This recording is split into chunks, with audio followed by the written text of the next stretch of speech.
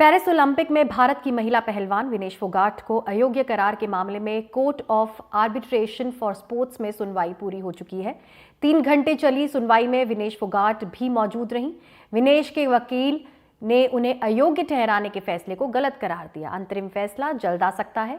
विनेश फोगाट ने Paris Olympic के semifinal में जीत दर्ज कर सिल्वर मेडल सिक्योर कर लिया था, लेकिन 100 ग्राम वजन ज्यादा होने के चलते उन्हें अयोग्य करार दिया गया था।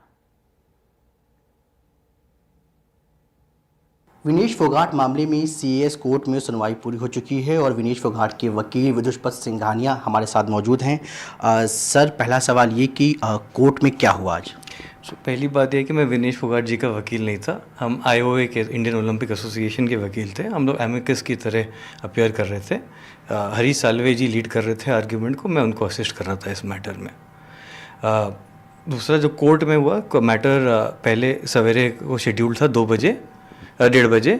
फिर विनेश जी के लॉयर ने थोड़ा टाइम मांगा फाइल और पढ़ने के लिए और थोड़ा और सबमिशंस करने के लिए, इसलिए मैटर पोस्टपोन होके 2 बजे पेरिस टाइम, जो यहाँ का 5:30 बजे था, शेड्यूल हो गया। 5:30 बजे मैटर चालू हुआ।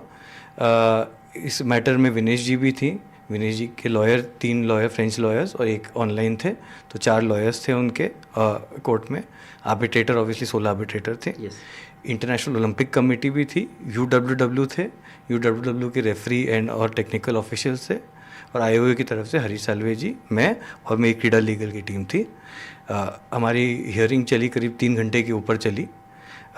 सबको आर्ग्यूमेंट करने का मौका मिला। आर्बिट्रेटर ने सबको टाइम दिया कि आप अपना पूरा मैटर रखिए। उन्होंने फाइल पढ़ के भी आई थी अच्छे से, तो I think by and large सबकी आर्ग्यूमेंट सुन ली गई अच्छे से। तो सर, कोर्ट में क्या फैसला हुआ? फैसला तो अभी हुआ नहीं है ना जी, अभी आएगा फैसला। हैविंग सेड दैट, जब आर्बिट्रेटर उठ रही थी, या मैटर जब ख़त्म हो रहा था, तो उन्होंने बोला कि मैं ऑपरेशनल रूल्स जो हैं, मैं उसका ऑर्डर जल्दी दे दूंगी, और जो डिटेल रीजनिंग है उसका मैं आपको बाद में दे दूंगी। तो ऑपरेशनल रूल्स का ऑर्डर कि क्या तत्व है मैटर का, वो हमें जल्दी आ जाएगा। तो सर, केस की हियरिंग के दौरान क्या क्या पॉइंट्स आईओए की साइड से रखे गए, विनेश के एडवोकेट्स ने क्या रखे, और यूडब्ल्यूडब्ल्यू ने क्या कहा? कि वो तो अभी मैटर, जब तक ऑर्डर नहीं आता है तब तक तो हम लोग नहीं ज़्यादा रिलीज़ कर सकते। But having said that, as I said, की हियरिंग अच्छी गई, सब ने अपने प्रेजेंटेशन दिया, विनेश जी के लॉयर ने।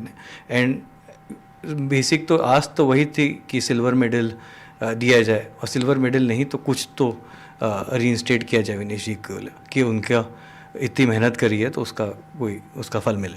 तो सर, आप हियरिंग के पार्ट थे, क्या सब उम्मीद कर सकते हैं कि क्या चांसेस हैं मेडल के?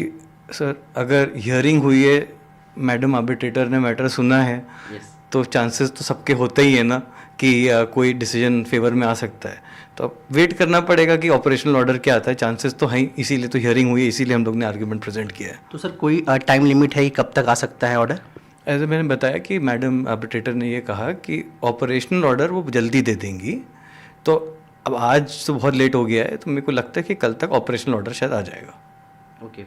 तो ये थे हमारे साथ आईओए के एडवोकेट विदुषपत सिंघानिया, जिन्होंने बताया कि हियरिंग के दौरान बहुत पॉजिटिव साइन मिले हैं और अभी तक ऑर्डर सामने नहीं आया है, तो जल्दी ऑर्डर आ जाएगा।